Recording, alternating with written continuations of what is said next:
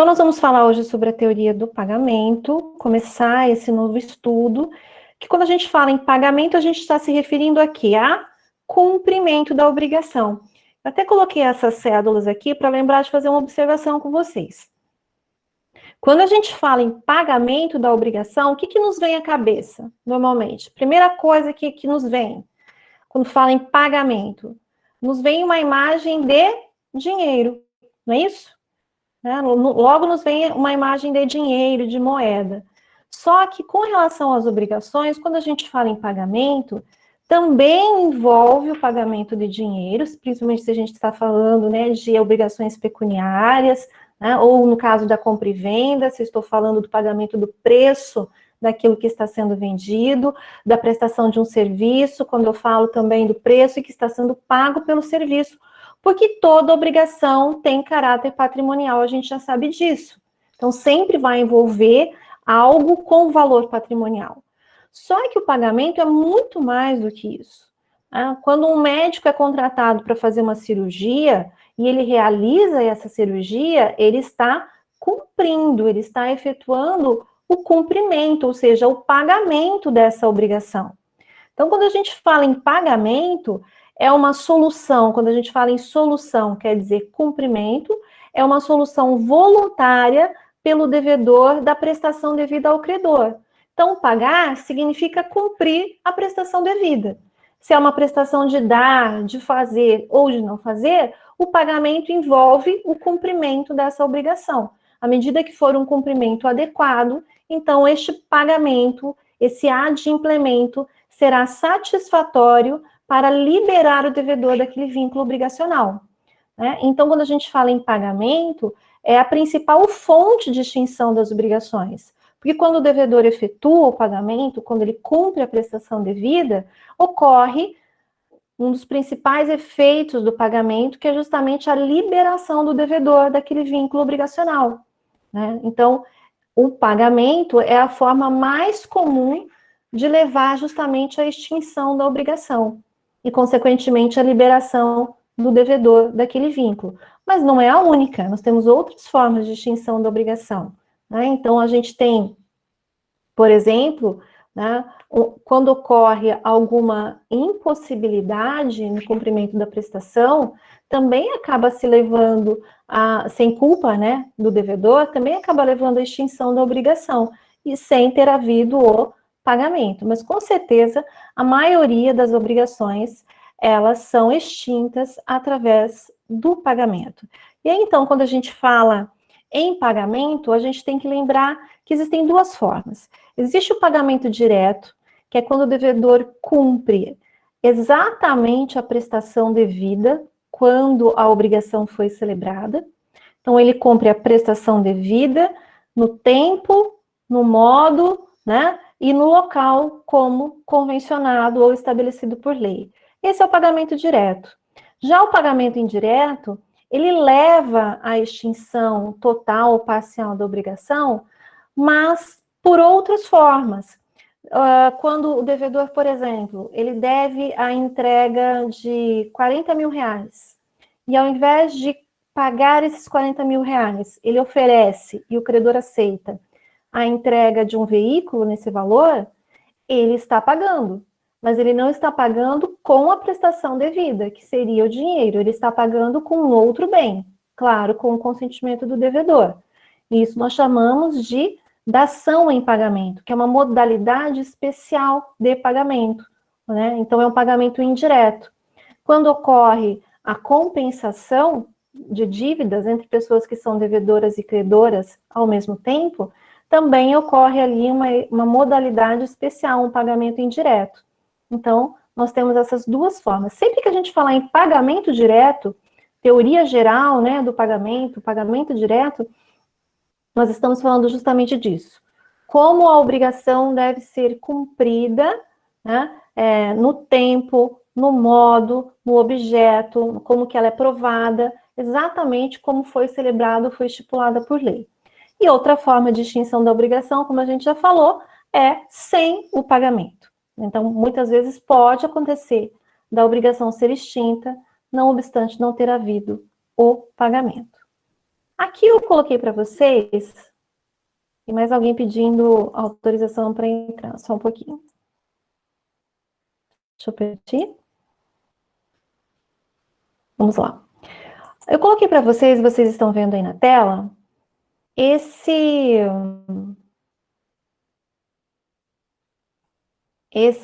essas roldanas, né, que significa aí um processo.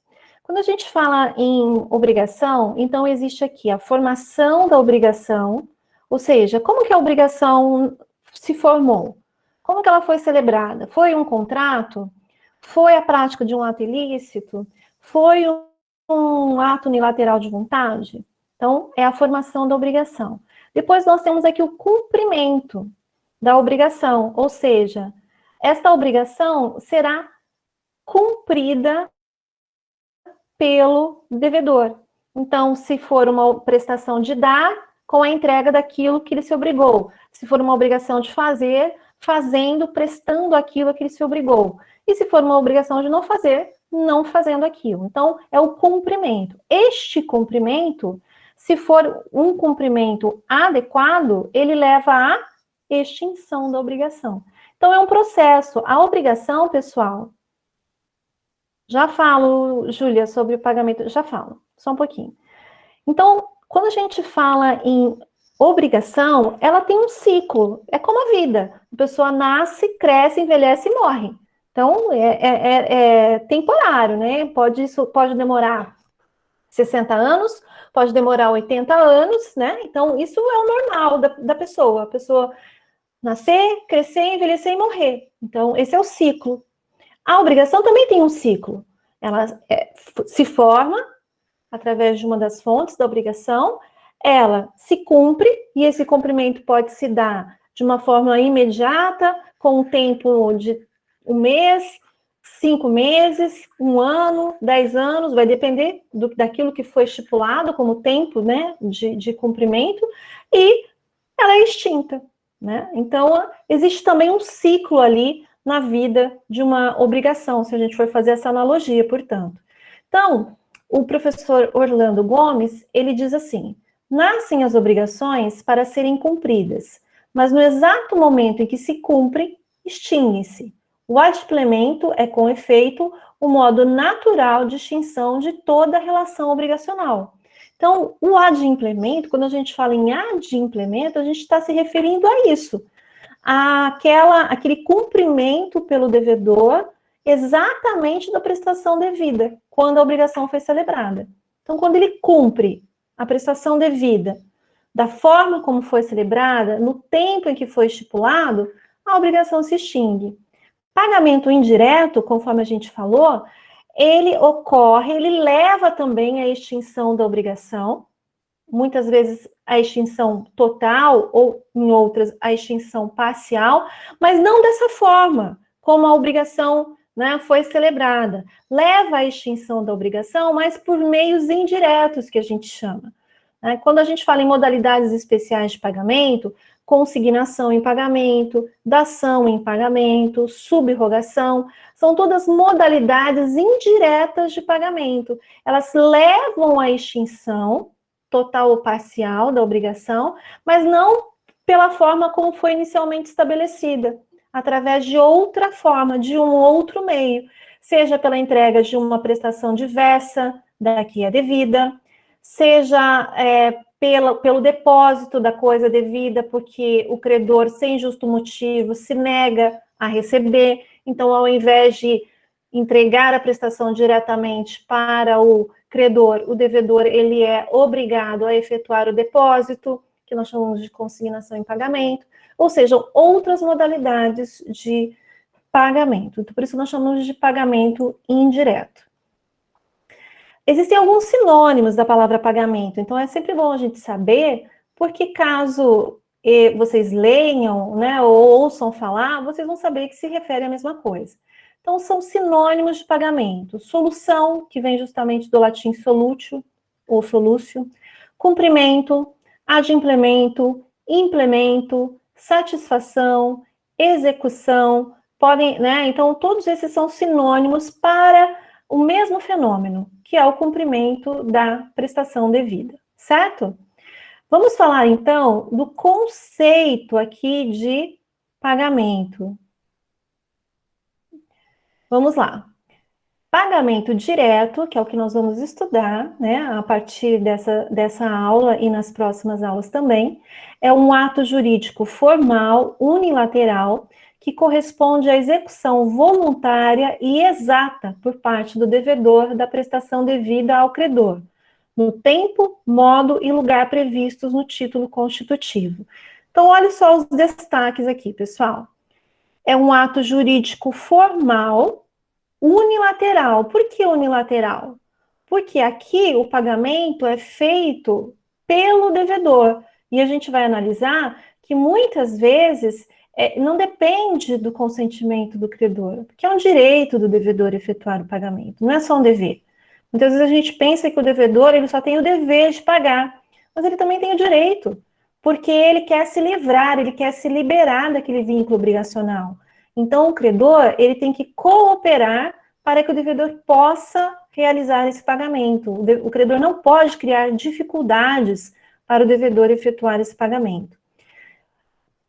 Que corresponde à execução voluntária e exata, voluntária porque depende ali do ato de vontade do devedor, exata porque deve corresponder exatamente à prestação devida, lembrando do que está estabelecido lá no artigo 313 do Código Civil, que o credor não é obrigado a aceitar prestação diversa da que lhe é devida. Então, ao devedor cumpre, né, oferecer ao credor exatamente a prestação devida, nem mais, nem menos.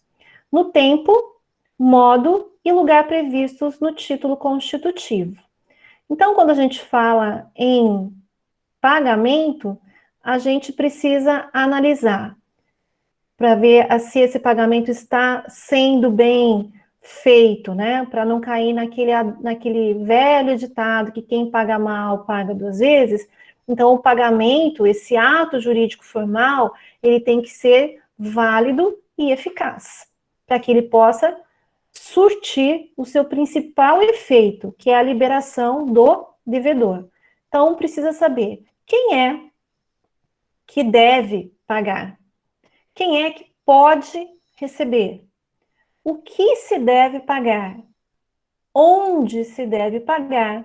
E quando se deve pagar? Quando a gente souber exatamente essas respostas, né, dessas perguntas, então nós estamos sabendo todos os atributos, todas as características de um pagamento válido e eficaz. Certo até aqui? Se sim, deem um sinal aí para que a gente possa continuar. Ok? Vamos lá? Tranquilo?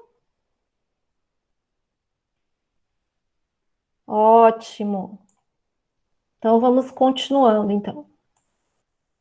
Bom, quais são, então, unilateral? Porque ele é feito pelo devedor. Ele é tão unilateral, Júlia, que se o credor, sem justo motivo, se recusa a efetuar o pagamento, se recusa a receber o pagamento, o devedor pode consigná-lo, ou seja, pode depositá-lo. E, uma vez depositado, né, se feito da forma correta, ele é liberado da obrigação, né? Por isso que é unilateral. Quando a gente estudar formas indiretas de pagamento, aí o pagamento, em alguns casos, ele assume a natureza de ato, de negócio jurídico, ou seja, é um ato bilateral. Mas, quando a gente fala em pagamento direto, a gente está falando em ato unilateral, certo? Então, continuando. Alguém pediu autorização para entrar? Eu não vi aqui, mas vou continuar, então, porque eu não localizei. Quais são, então, as características? Vamos lá. Formal. Pagamento é formal porque a prova do pagamento é o recibo, né? Quem paga, gente, normalmente tem que provar que pagou, né? Então, qual é a forma mais comum da gente provar que efetuou um pagamento? Através do recibo. Então, quando você paga, é direito do credor receber, né, do é direito do devedor receber do credor um recibo, ou seja, um comprovante de que ele efetuou o pagamento. É tão importante esse documento que se o credor se recusa a dar esse documento, esse recibo, o devedor pode se recusar a fazer o pagamento. Ele pode se recusar e depositar em consignação, né, esse pagamento, justamente porque o credor se recusou a dar o recibo. O instrumento, né, do recibo, a forma como o recibo é instrumentalizado, nós chamamos de quitação, né? Então, quitação é o recibo que é dado pelo credor ao devedor, aonde consta o valor da dívida, a data do pagamento, a natureza da dívida e, principalmente, a assinatura do credor. Porque não adianta nada ter todas essas informações e não ter a assinatura do credor. Mas, claro, que nós temos várias formas de pagamento. Tem alguns casos, vocês vão analisar o seguinte: nossa, Valéria, mas e quando eu faço um depósito em pagamento? Não vai ter assinatura do credor? Não, realmente não vai. Mas aí nós temos uma outra forma, que é justamente o depósito, onde tem todos os dados e a comprovação do depósito, que justamente equivale a esse instrumento de quitação, né? Então, o depósito também, fatura do cartão de crédito, aquele tiquezinho, né, que a gente recebe. Então, são também instrumentos que equivalem à quitação, embora não tenham todos aqueles requisitos previstos em lei que a gente vai estudar posteriormente. Por que quitação? Porque vem lá do verbo latim quietare, que significa aquietar, acalmar, tranquilizar. Então, o credor, quando recebe a prestação, ele se tranquiliza, ele se acalma, né? Porque ele recebeu aquilo que lhe era devido. E aí, a isso se dá o nome de quitação, porque daí ele entrega isso para o devedor. Unilateral, porque é de iniciativa do devedor, ou nós vamos chamar, daqui a pouquinho vocês vão entender, solvens, né? Que é o sujeito passivo da obrigação. O solvens é o sujeito passivo da obrigação, porque é ele que tem que efetivamente realizar a prestação, mas ele é o sujeito ativo do pagamento. Por quê? Porque é ele quem realiza o pagamento, né? Essa é uma questão apenas doutrinária, mas para a gente ter essa noção aí. Então, além, então, de formal e unilateral, o pagamento também é voluntário. Por que voluntário? Porque ele depende de uma vontade do devedor. O devedor tem que ter a vontade de procurar o credor, ou, se não precisa procurar, efetuar o depósito, enfim, de cumprir a obrigação. Né? Por isso que a gente chama de voluntário.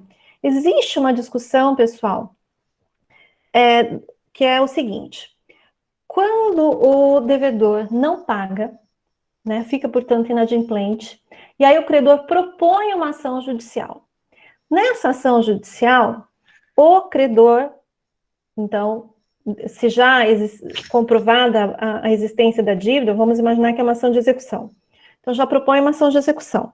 O credor, então, o devedor é citado para oferecer bens ou para efetuar o pagamento. Se nesse momento ele efetua o pagamento, se discute se isso seria um pagamento voluntário ou não. Porque apesar de estar já no bojo de uma ação judicial, ele efetua o pagamento nesse momento do processo. Então, há quem diga que sim, né, que se ele efetuar o pagamento de forma espontânea no momento em que ele é citado para pagar ou oferecer bens, também equivale a um pagamento voluntário. E há uma outra corrente que diz que não, né? Se houve necessidade do credor propor uma ação judicial, né, então o devedor só efetuou o pagamento justamente porque existia essa ação judicial. Então, há uma outra corrente que diz que não. Agora, isso eu estou falando ali no momento da citação. Agora, se o pagamento foi realizado lá na frente, depois que houve penhora, né? Depois que houve constrição de bens do devedor, independentemente da sua vontade, e aí foi à praça, foi a leilão, e então conseguiu reverter um valor em benefício do credor, tudo isso aconteceu independentemente da vontade do devedor, que foi justamente o Poder Judiciário agindo, né, e que levou a essa satisfação do credor e não a vontade do devedor. Então, se isso aconteceu lá na frente, o pagamento não é voluntário. Agora, se aconteceu aqui ainda no início do processo, existe essa discussão se seria pagamento voluntário ou não. O pagamento também deve ser exato. Por quê? Porque se a dívida é em dinheiro e o devedor paga com um bem, como a gente já falou que é o que acontece na dação em pagamento, tecnicamente a gente não chama isso de pagamento direto, a gente chama isso de pagamento indireto, e o nome dado é dação em pagamento. Então, quando eu falo pagamento exato, é exatamente a prestação devida. Então, se a prestação era o pagamento de 10 mil reais, quando o devedor entrega esses 10 mil reais, eu estou falando da prestação exata. Se é 10 mil reais mais juros de 2%, e ele efetua o pagamento desse montante, isso é prestação exata. Então, é exatamente aquilo que era devido. Então, vamos lá. Então, aqui, quando a gente fala em pagamento voluntário, há divergências quando a gente fala em execução judicial, como a gente já explicou, e aí vamos falar dos requisitos agora do pagamento. Veja, o pagamento, como a gente já falou, é um vínculo jurídico entre credor e devedor. Claro, existe ali um vínculo entre credor e devedor, que é justamente a obrigação, e o pagamento é fruto desse vínculo. Né? Justamente porque existe o dever de prestar do devedor, é que ele efetua o pagamento, senão ele não faria nenhum pagamento ao credor. E necessário que exista a intenção do devedor de efetuar esse pagamento, ou seja, ele tem que ter a intenção de entregar aquela prestação, de realizar aquela prestação em pagamento daquela obrigação. É o que nós chamamos de animus solvendi. Por quê? Porque muitas vezes, se entre as mesmas partes existem várias relações obrigacionais, é preciso separar cada uma delas, de modo que, quando o devedor entrega uma prestação para o credor, tem que ficar claro que ele está efetuando o pagamento daquela determinada obrigação. E que ele não está, por exemplo, fazendo pagamento de uma outra obrigação ou dando aquela prestação por outra causa que não o cumprimento daquela prestação. Então, quando a gente fala em ânimo solvente, é vontade de solver, é vontade de pagar, certo? Isso, existe uma presunção, né, de que quando o devedor efetua essa entrega, ele está fazendo essa entrega justamente com ânimos solvente. E a realização da prestação no tempo, modo e local estabelecidos. Então, quando o devedor faz, então, esse combo, né? Quando ele tem o ânimo solvente, quando ele efetua a prestação exata, aquela que está prevista no título constitutivo da obrigação, no tempo, modo e local estabelecidos no contrato ou previstos em lei, então ele está cumprindo a obrigação, efetuando o pagamento da forma como se espera. Consequentemente, o efeito disso é a liberação do devedor daquele vínculo obrigacional. Então, ele se liberta daquele vínculo. Né? Quando alguém está devendo algo, ela está sob o jugo da outra pessoa. E quando ela cumpre aquela obrigação, ela se liberta daquele vínculo obrigacional. E aí, vamos então falar agora dos pressupostos subjetivos para a eficácia do pagamento. Veja que aqui eu estou falando de eficácia. Então, eu estou falando do plano da eficácia. Se a gente lembrar daquela escada pontiana de Ponte de Miranda, os negócios jurídicos, eles têm o plano da existência, tem o plano da validade, tem o plano da eficácia. Quando a gente fala em sujeitos do pagamento, então nos vem à cabeça quem? Sempre. Quando eu falo em sujeitos, o credor, o devedor e o credor. E na maioria das obrigações, realmente, quem paga é o devedor e quem recebe é o credor. Mas necessariamente não precisa ser assim. Tanto que o código não utiliza, quando ele vai falar justamente de quem deve pagar, ele não fala devedor. Se a gente vai ler os artigos aqui na sequência e vocês vão reparar nisso. Por quê? Porque não é só o devedor quem pode efetuar o pagamento. Existem outras pessoas que também podem cumprir a obrigação pelo devedor. Claro, salvo na hipótese de obrigação intuito personae, que daí somente mesmo a pessoa do devedor é que pode efetuar o pagamento. Por isso que o código chama de quem deve pagar. E a doutrina chama de solvens. Solvens é justamente aquela pessoa que pode e que deve realizar o pagamento. Quem deve pagar? Que é o sujeito ativo do pagamento, é aquele que vai agir para que o pagamento ocorra, né? Precisa de uma ação, precisa de uma conduta, precisa de um ato de vontade. Por isso que a gente chama de sujeito ativo do pagamento, embora ele seja o sujeito passivo da obrigação. E o accipiens, né?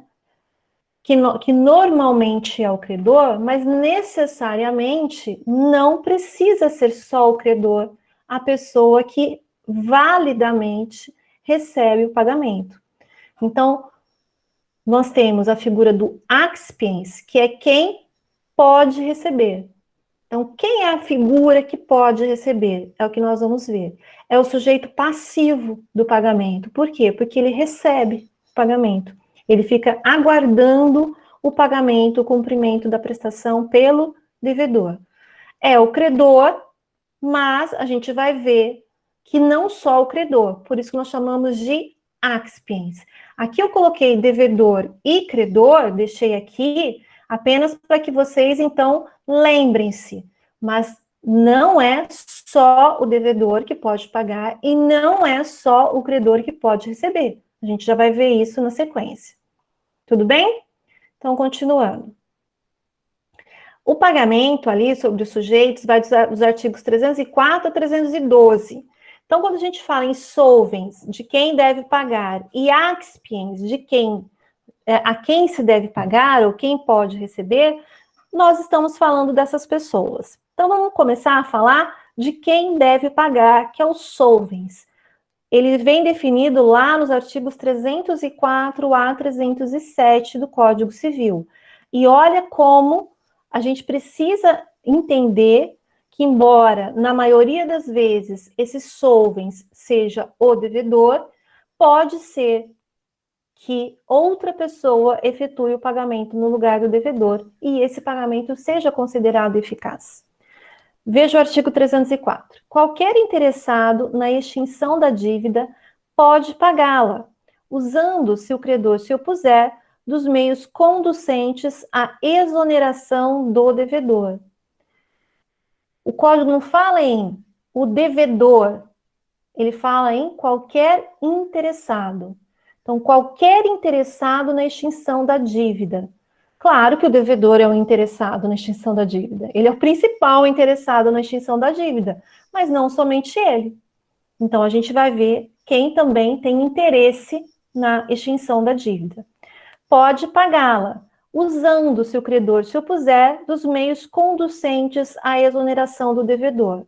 Então, se o credor, sem justo motivo, se opuser a esse pagamento realizado, seja pelo devedor, seja por um terceiro, e se o credor, então, se recusar sem motivo justo, o devedor ou o terceiro podem se usar desses meios conducentes. Quais seriam esses meios? Por exemplo, a consignação em pagamento.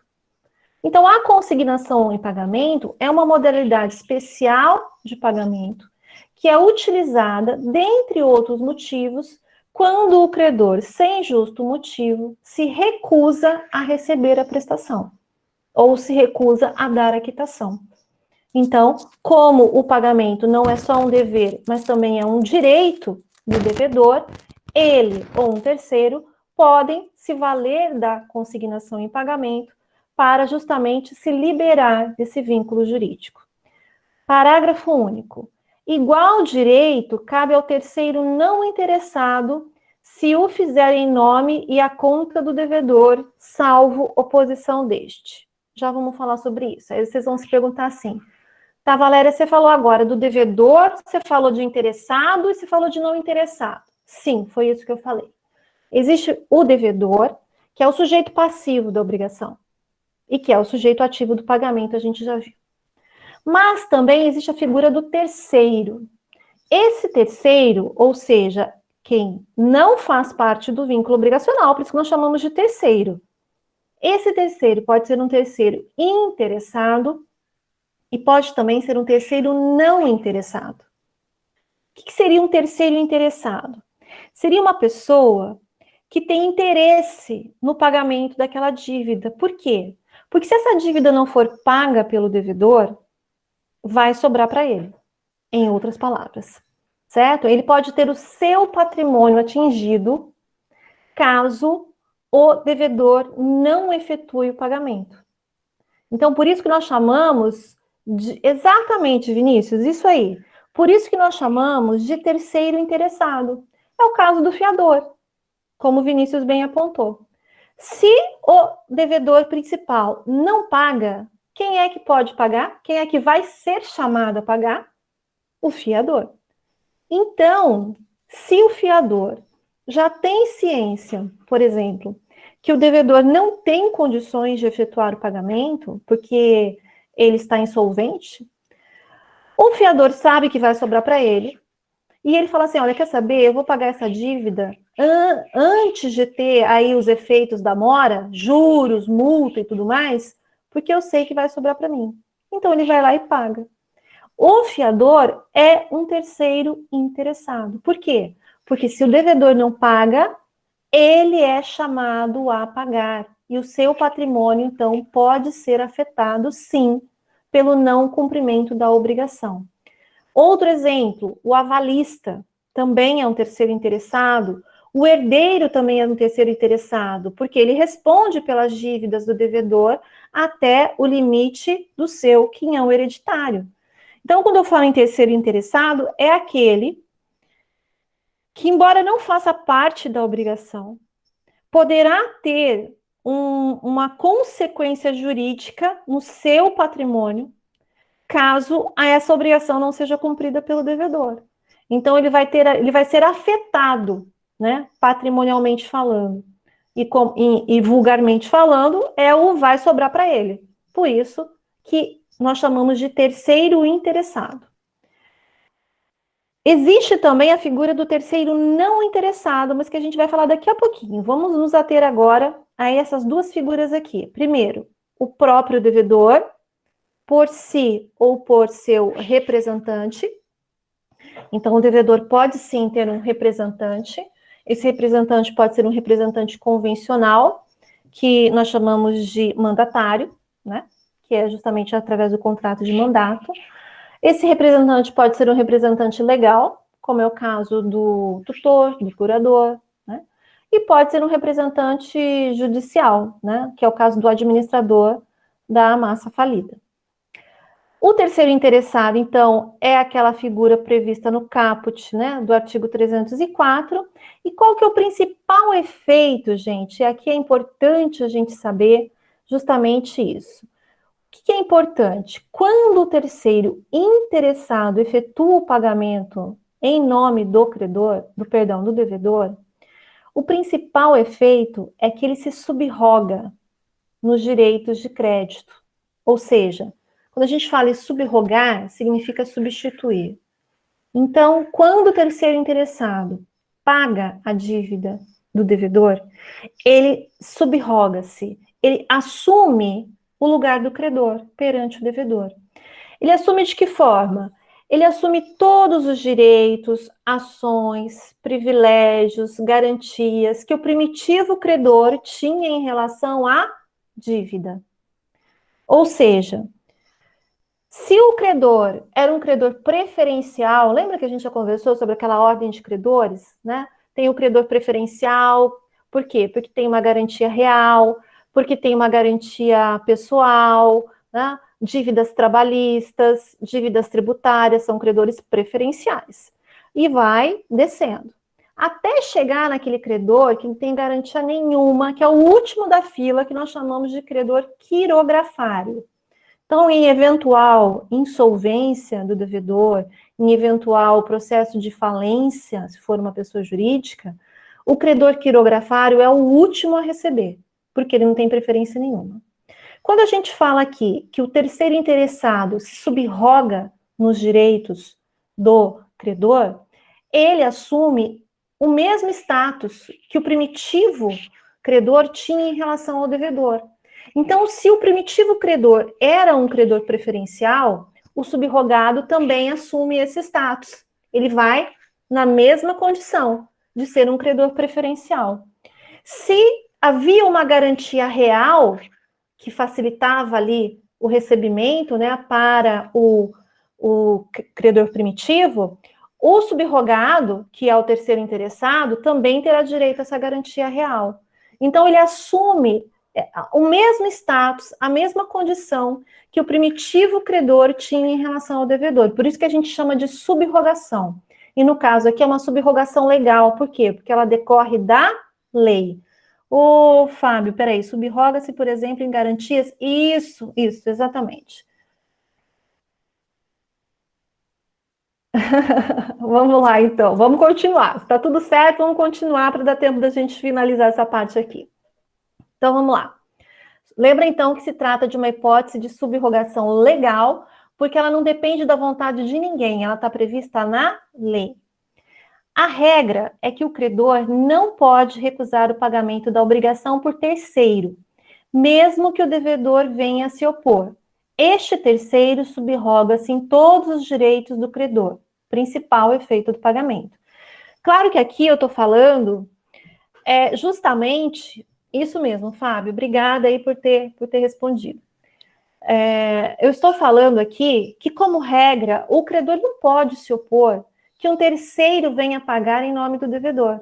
Por quê? Porque se não for uma obrigação personalíssima, intuito persone, o pagamento, ele atrai e polariza a obrigação. Significa, então, que o que se quer mesmo é cumprir aquela obrigação. Não importa se seja pelo devedor ou se seja por um terceiro. O que se quer, na verdade, é a satisfação daquele crédito, né? É o cumprimento daquela obrigação. Então, o credor, em regra, não pode se opor ao pagamento feito por terceiro, mesmo que o devedor se oponha, e a gente vai ver em quais hipóteses que o devedor pode se opor ao pagamento. Como regra, ele também não pode se opor. Certo? Então, vamos continuar aqui. Vamos lá, então. Então, vimos que quem pode pagar? O devedor, por si ou por seu representante, o terceiro interessado, e agora também nós vamos ver que pode pagar o terceiro não interessado.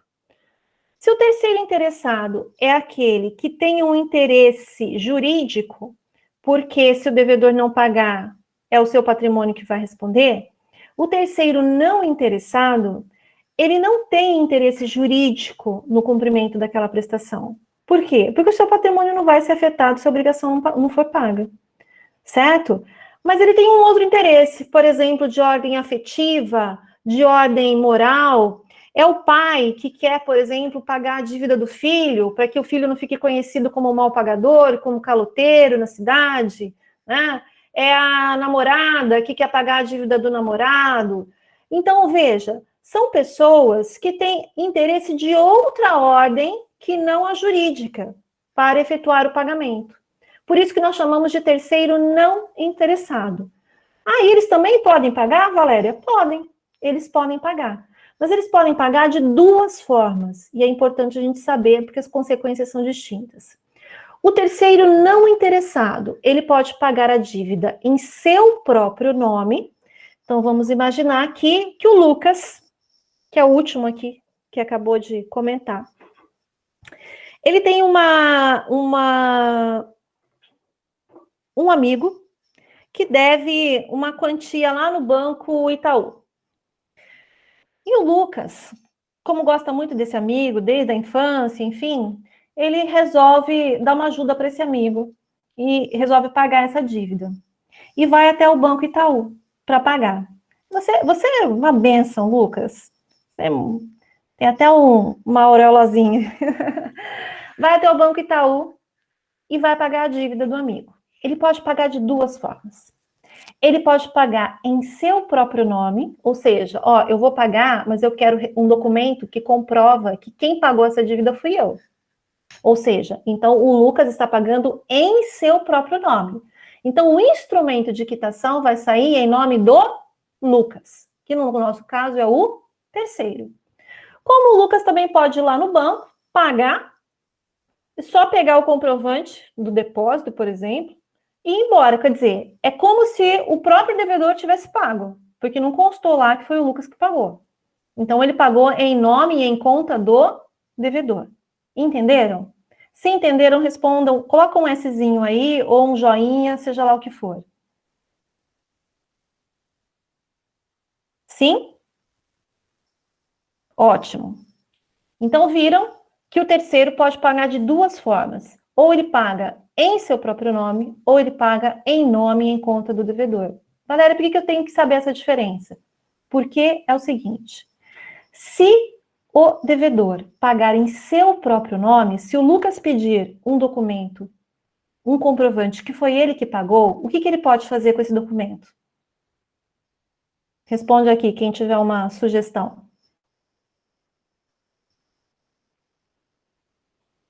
Alguém tem uma sugestão? Ele não subroga. Só o terceiro interessado subroga. Mas ele pode fazer o quê? Exatamente, Júlia. Ele pode pedir reembolso. Cobrar, isso aí, Leonardo, ele pode cobrar o devedor. Chegar o Lucas chega no amigo dele e fala assim, ô fulano, fui lá no banco, paguei a sua dívida, tá? Mas agora eu quero receber de você.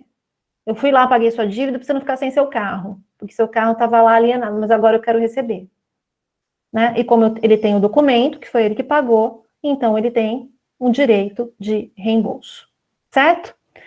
Agora, quando o terceiro paga em nome e em conta do devedor, ele não pode pedir o reembolso do devedor. Por quê?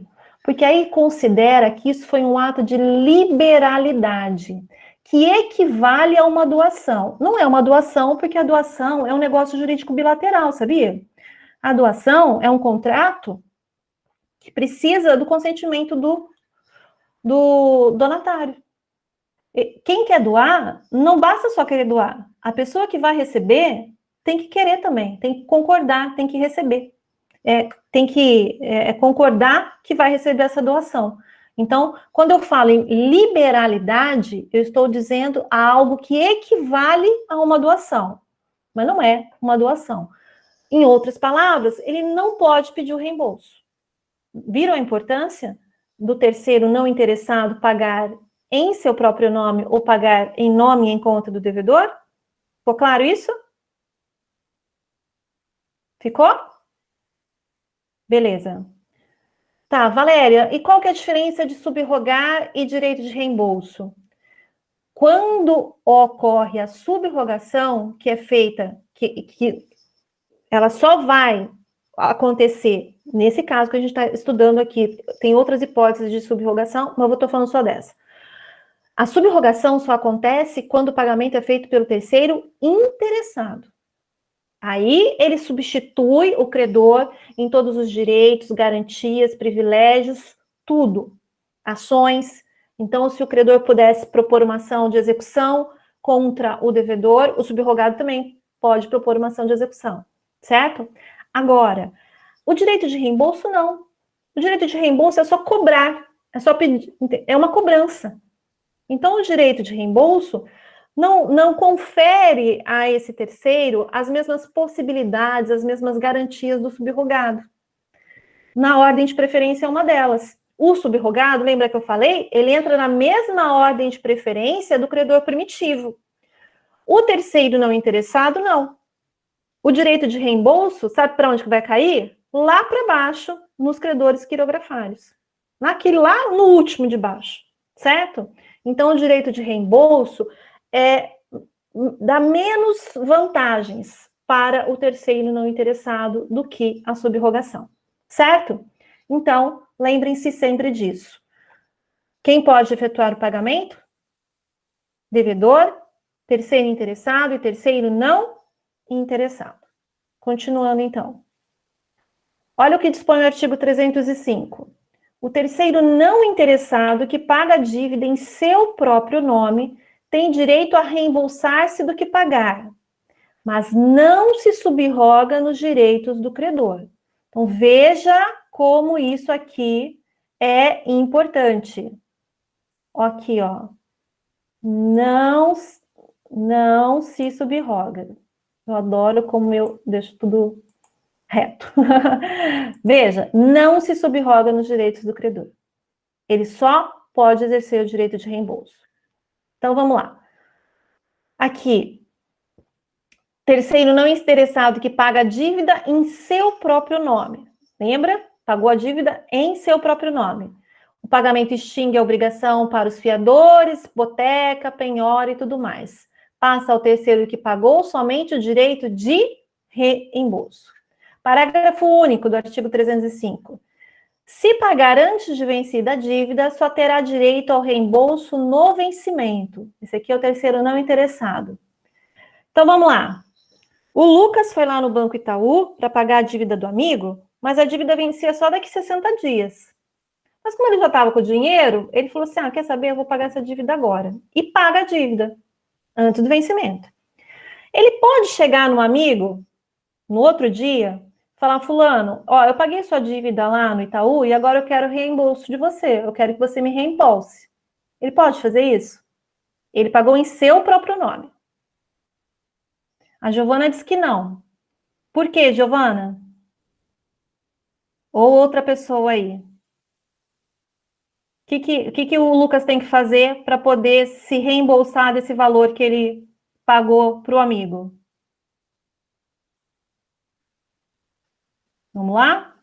Exatamente, Vinícius. Isso, Alessandra. Isso, Giovana. Perfeito, vocês entenderam. Ele tem que esperar a data do vencimento. Então, quando passar os 60 dias, que a dívida vencer, aí ele pode chegar no amigo e falar assim, agora eu quero que você me reembolse, tá? Porque se ele pagar antes do vencimento, como ele é terceiro não interessado, aí ele tem que aguardar até o vencimento da dívida. Tudo bem?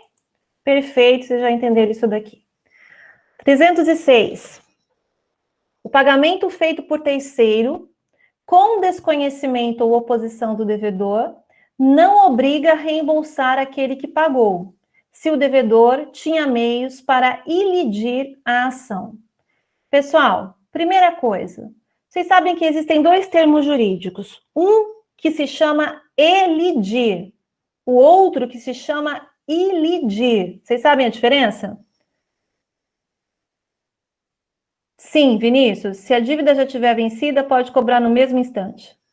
Ok? Só se ela não tiver vencida ainda, aí é necessário aguardar o vencimento, porque é aí que ela se torna exigível para o devedor. Por isso que ele tem que aguardar. Porque enquanto a dívida não está vencida, ela não é exigível para o devedor. Tá? Então, por isso que o terceiro não interessado tem que aguardar aí a data do pagamento. Pessoal, esse QR Code e esse endereço do site que eu coloquei aqui para vocês é justamente uma explicação sobre a diferença entre os termos elidir e ilidir, tá?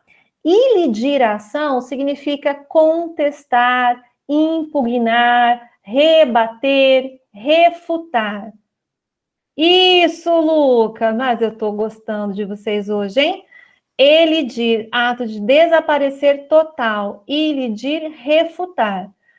O ato de ilidir pode até levar a uma eliminação total, mas, por enquanto, ilidir aqui significa ter meios, claro, né, jurídicos para impugnar, para contestar, para refutar a ação. Então, vamos explicar aqui. Olha só, quando eu falo o 306, falo pagamento feito por terceiro, ele está se referindo ao terceiro não interessado. Por quê? Porque logo ali na frente ele fala assim, não obriga a reembolsar-se aquele que pagou. Então, reembolso a gente sabe que é o terceiro não interessado. Só que acaba valendo para o terceiro interessado também. O pagamento feito por terceiro, com desconhecimento ou oposição do devedor, não obriga a reembolsar aquele que pagou. O que é a oposição do devedor, pessoal? É quando o devedor se opõe. Ele fala assim, eu não quero que você pague. Agora, é preciso entender o seguinte, essa oposição, ela tem que ser uma oposição com fundamento ou sem fundamento. Vou explicar para vocês. Então, pensa que o amigo do Lucas lá, ele é mitidão, não quer dever favor para ninguém, sabe? Aquela pessoa que sou eu no mundo, não dependo de ninguém.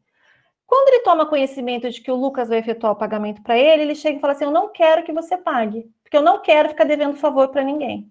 Não paga a minha dívida. Mais ou menos. Por aí. O Maria não está aí, eu não posso falar de quem não está na sala. Eu não vi se ele está aí ou não. Vejam bem, então o que acontece? Até perdi meu raciocínio, Lucas. Essa oposição é uma oposição sem um motivo justo. Ou seja, é simplesmente porque ele não quer, porque ele não quer. Não quero dever favor para ninguém. Não, imagina, tô brincando. Não quero dever favor para ninguém, né? Então, não quer. Isso aqui não é uma oposição com fundamento jurídico. Diferentemente, é se o Lucas chega no amigo e fala assim, fulano, sabe aquela tua dívida no Itaú? Eu vou pagar para você. E ele fala assim, Lucas, não paga. Não paga porque os juros que eles estão me cobrando é abusivo. E eu vou impugnar aqueles juros, eu vou propor uma ação de revisão. Lucas, não pague, porque eu já paguei. E agora eles estão falando que eu não paguei, mas eu tenho como provar que eu paguei, que eu fiz uma transferência. Entenderam? Essa é a diferença da oposição sem um motivo justo, sem um motivo jurídico, e a oposição com o motivo jurídico. Perceberam a diferença? Então, existem entendimentos que é assim, que como regra geral, o devedor, ele não pode se opor ao pagamento feito por terceiro, certo? Ele só pode se opor se ele tiver um fundamento, um justo motivo para se opor. Então, aí sim, ele pode se opor. Não pague porque essa dívida é abusiva, não pague porque eu fui coagido a firmar essa dívida, eu só assinei porque eu fui obrigado, entende? Existe, então, um motivo, né, com fundamento jurídico para que ele se oponha a esse pagamento. Diferente é assim, não quero que você pague porque eu não quero dever favor para você, não quero que você pague, porque aí não é um motivo jurídico. Então, há quem defenda que o devedor ele só pode se opor quando ele tiver justamente esse motivo, né, jurídico, porque aí sim ele tem meios para ilidir a ação. Ficou claro isso, gente? Ficou? Beleza. Ninguém tá usando joinha, né? Ou não tá aparecendo aqui porque eu tô... Deixa eu ver aqui. Não tá aparecendo mesmo. Não estão usando. Então, vamos lá. Então, depois vocês deem uma lidinha, é bem curtinho isso aqui, tá? Porque eu quero que vocês saibam a diferença exata de ilidir e elidir. Você está usando, Victor? Eu acho que não está aparecendo porque eu estou usando um pedaço da tela aqui. Acho que é isso. Beleza, então, meninos. Perfeito. E aí, então, a notificação do terceiro ao devedor que irá efetuar o pagamento da dívida. É claro, né, gente? O terceiro que vai efetuar o pagamento ao devedor, se eu for um terceiro não interessado, qual é o primeiro cuidado que eu tenho que ter? É comunicar, é notificar o devedor que eu vou fazer esse pagamento. Por quê? Porque eu posso correr o risco, se eu pagar sem o devedor saber, de pagar mal uma dívida, de pagar uma dívida que já foi paga, de pagar uma dívida que que tem um vício, né, de consentimento. E aí, quando eu for exercer meu direito de reembolso, né, em relação ao devedor, o devedor não vai me reembolsar. E aí, o que eu posso fazer? Sentar e chorar, e nada mais. Então, é importante para a não ser que ele queira fazer aquilo que nós já falamos, pagar em nome e em conta do devedor, porque daí equivale a um ato de liberalidade, ele não vai exercer reembolso nenhum. Aí tudo bem. Agora, se o terceiro tiver interesse em se reembolsar daquilo que ele pagou, então ele tem que notificar o devedor antes. Porque caso o devedor venha se opor com justo motivo, e mesmo assim, se o terceiro efetuar o pagamento, depois o devedor pode não efetuar esse reembolso ao terceiro. Fábio perguntou assim: posso exigir contra o credor original, por exemplo, nesse caso de juros abusivos? Fábio, é assim, se você... sim. Se você pagou a dívida, e aí depois você verificou que existem esses juros abusivos, você pode sim, claro, exercer esse direito de revisão, tá bom? Sem problema nenhum. Tudo bem? Então vamos aqui, então, fazer uma revisão dessa parte que a gente viu. Então, 3 situações podem ocorrer com o devedor em relação ao pagamento feito por um terceiro. Primeira situação, ele sabia que a dívida seria paga pelo terceiro, porque ele foi comunicado, se opôs por escrito e expôs os motivos para o terceiro. Fulano, não paga porque os juros são abusivos. Fulano, não paga porque tem vício de consentimento. Fulano, não paga porque eu já paguei. Se mesmo assim o terceiro pagar, qual é a consequência? Respondem aqui.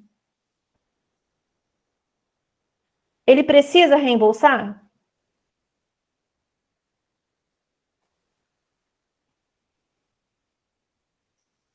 Não precisa. Exatamente. Ele vai perder o dinheiro porque ele não vai poder cobrar do devedor. Então, se ele bater o pé, o terceiro, e pagar, e depois ele for cobrar do devedor, e o devedor não pagar porque ele tinha um justo motivo, aí só resta para esse terceiro tentar se voltar contra o credor para receber aquilo que foi pago indevidamente, ok? Tudo bem.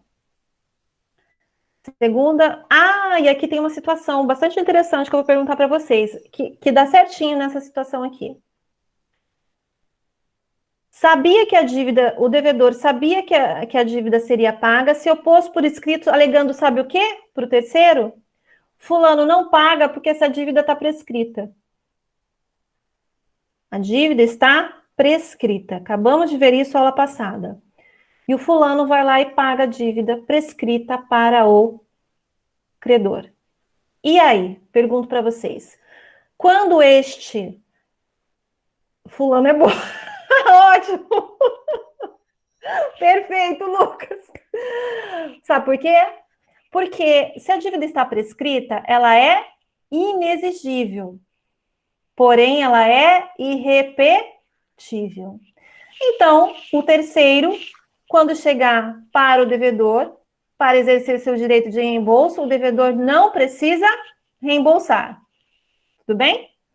E quando este terceiro, já que ele não conseguiu o reembolso do devedor, então ele se voltar contra o credor e falar assim, olha, eu não consegui o reembolso, eu vou pedir de volta esse dinheiro porque essa dívida estava prescrita, o credor precisa devolver?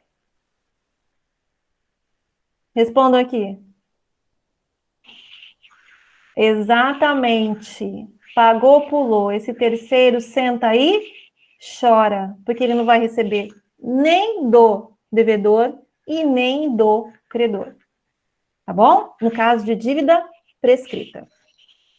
Vamos lá agora, segunda situação.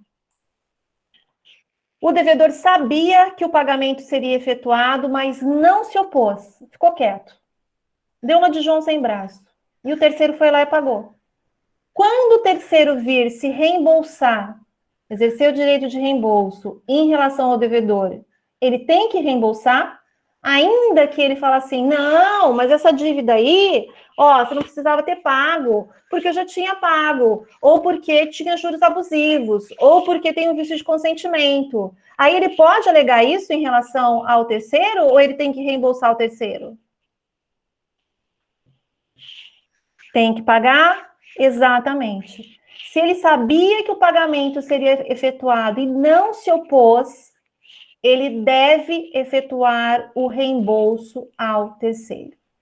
Perfeito. Vocês estão acompanhando tinindo isso aqui hoje. Parece até que eu já dei essa aula ou vocês já estudaram isso aqui antes. Terceira situação. O devedor não sabia que o terceiro ia pagar, porque o terceiro não comunicou o devedor. Foi lá, pagou. E aí, depois que pagou, avisou o terceiro que queria exercer o direito de reembolso. Avisou o devedor, perdão. Se o devedor tinha meios para ilidir a ação, porém não se opôs, porque não foi comunicado pelo terceiro que este terceiro iria fazer o pagamento. Quando o terceiro vir cobrar o devedor e falar, fulano, me paga porque eu paguei sua dívida, ele precisa pagar? Ele precisa reembolsar o terceiro? Sim ou não? Não, exatamente. Não precisa. Ok? Então, preencheram aí as situações, as hipóteses, tranquilo?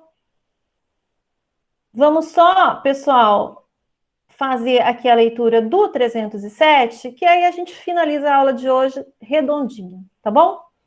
307. Só terá eficácia o pagamento que importar transmissão da propriedade quando feito por quem possa alienar o objeto em que ele consistiu. Esse artigo aqui ele é bastante óbvio, assim. Por exemplo, ninguém pode alienar mais direitos do que tem.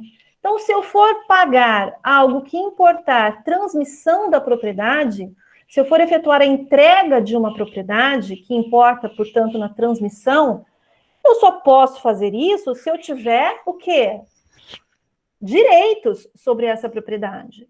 Se eu puder aliená-la, certo? Porque se eu não for dono, ou eu não tiver poderes para aliená-la, ainda que eu for dono, eu não posso, né, efetuar um pagamento através da transmissão de uma propriedade, né? Ou se for algo móvel, por exemplo, e eu pagar com algo que não, e eu, devedor, né, entregar algo que não era meu, também não terá eficácia, ou seja, não produzirá os efeitos que deveria produzir.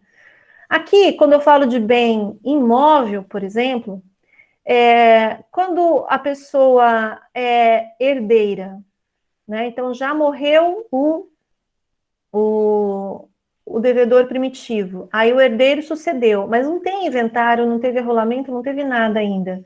E esse herdeiro vende uma propriedade, ele ainda não tem poderes para transmitir aquela propriedade, porque ela ainda não está no nome dele. Então, nesse caso, se ele for pagar uma dívida com essa propriedade, esse pagamento é ineficaz. Por quê? Porque ainda não é dele, precisa passar por esse processo de arrolamento, precisa fazer a partilha do bem. Se tiver outros herdeiros, ele só vai ter uma cota à parte desse bem, entenderam? Então, aí é preciso, então, que ele tenha primeiro direitos sobre isso. Então, a alienação de um bem por quem não seja proprietário é ineficaz. Ele tem apenas o direito pessoal? Sim, por enquanto ele só tem o direito pessoal, o direito real ele ainda não tem. Ele tem direito pessoal porque ele é herdeiro, né? Mas direito real ele só vai ter depois da partida, tá bom? Então vamos lá, parágrafo único. Se se der em pagamento coisa fungível, não se poderá mais reclamar do credor que de boa fé a recebeu e consumiu, ainda que o solvente não tivesse o direito de aliená-la. Então, pensa, pessoal, vamos pegar um exemplo aqui. Então, existem lá duas pessoas que alugam o mesmo barracão, o mesmo silo lá, para depositar, para deixar guardado sacas de trigo, ok? Então, é um barracão muito grande, eles combinaram de fazer uma meação ali, cada um paga metade, e ambos podem depositar as quantias ali a saca de trigo. E aí o A tem lá 1.500 sacas e o B tem 500 sacas depositadas naquele barracão. Só que o B deve 2.000 sacas de trigo. A dívida dele é 2.000 sacas. Chega no dia do pagamento, no dia do vencimento, ele ainda não tem essas 2.000 sacas, ele só tem 500 sacas, e ele ardilosamente fala assim, quer saber? Vou pegar essas 1.500 sacas aqui do fulano, vou entregar, e depois eu reponho para ele, enfim, veja lá o que eu faço. E entrega as 2.000 sacas. E a pessoa, o credor, de boa fé, ou seja, sem saber que 1.500 sacas, na verdade, não eram dele, recebe e já repassa essas 2.000 sacas para frente, entendeu? Então, ele recebeu e já repassou. E aí, então, o fulano, o dono das outras 1.500 sacas, vai até o depósito e verifica que não estão mais lá e descobre que o seu meeiro ali efetuou a entrega das suas 1.500 sacas. Este dono das 1.500 sacas, então, vai até o credor e fala assim, fulano, aquelas 1.500 sacas que você recebeu, daquelas 2.000, 1.500 eram minhas, então eu quero receber de volta, porque não eram dele. Então, eu quero as minhas 1.500 sacas de volta. Aí o credor fala assim, nossa, fulano, eu já vendi, eu já repassei, não tá mais comigo. E aí? Essa é a pergunta. Este credor é obrigado a devolver para ele o dinheiro, é obrigado a devolver em sacas de trigo para ele ou não é obrigado a devolver nada? O que vocês acham? A Júlia diz que não. A Alessandra acredita que não. A Alessandra sempre ela é prudente. Acredito que não. Não, papai, sim ou não aí? A Alessandra vai ser juíza. Acredito, bom, depende. Não paga, o Lucas, já foi mais incidente. Vinícius, não? Não. Olha ali o parágrafo único, exatamente. Se der em pagamento coisa fungível, não se poderá mais reclamar do credor que, de boa fé, a recebeu e consumiu, ainda que o solvente não tivesse o direito de aliená-la. Esse exemplo que eu dei para vocês, o solvente tinha o direito de alienar, de entregar aquelas sacas que não eram dele? Claro que não, mas ele entregou. O credor de boa fé recebeu e já consumiu. Se ele vendeu, equivale a consumir. Entendeu? Se ele vendeu, se ele plantou, tudo isso é consumir. Então, ele não é obrigado a devolver para o verdadeiro dono. Agora, é claro que o devedor que pagou aquilo com aquele bem que não era dele, é óbvio que ele vai ter que restituir o verdadeiro dono. Então, para a exceção do parágrafo único, ou seja, para este pagamento aqui ser considerado eficaz, né, para o credor, então é necessário 3 requisitos. Primeiro, que seja pagamento de coisa fungível, porque se for de coisa infungível, essa regra não vale.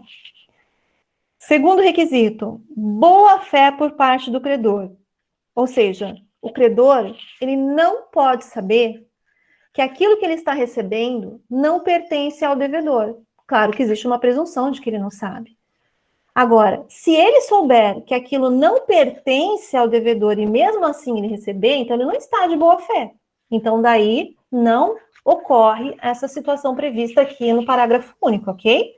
Aí, se o verdadeiro dono vir cobrar desse credor, ele pode receber sim. Ele tem o direito de receber. Por quê? Porque o credor não estava de boa fé. E terceiro requisito, que a coisa tenha sido consumida, ou seja, enquanto não consumida, haverá o direito à repetição no todo ou em parte da coisa. Então, só para reforçar. Naquele exemplo lá, fulano entregou as 2.000 sacas de café e o credor recebeu as 2.000 sacas de café e colocou no seu galpão lá no seu sítio. E tá lá as 2.000 sacas de café. Quando o verdadeiro dono procura o credor e fala assim, fulano, você recebeu 2.000 sacas de café, mas dessas 2.000, 1.500 são minhas, e ele comprova, claro, que essas 1.500 são deles, como essas sacas ainda, elas não foram consumidas, concordam? Como elas ainda não foram consumidas, então, neste caso, o credor tem que devolver para o verdadeiro dono. Ok? Certo?